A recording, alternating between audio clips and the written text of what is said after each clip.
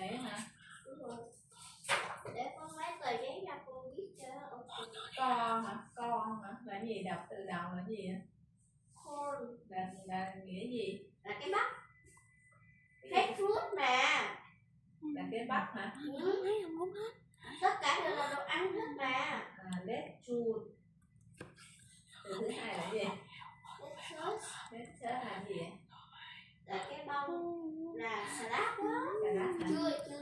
Chưa viết. Chili pepper. Chưa viết xong, chưa viết được chữ nào là viết. Con viết tờ giấy ra lúc nào đi chơi vậy? Chắc nó mày viết Không, thế bỏ Đi ra cho tôi để tôi mẹ thế này. sẽ nói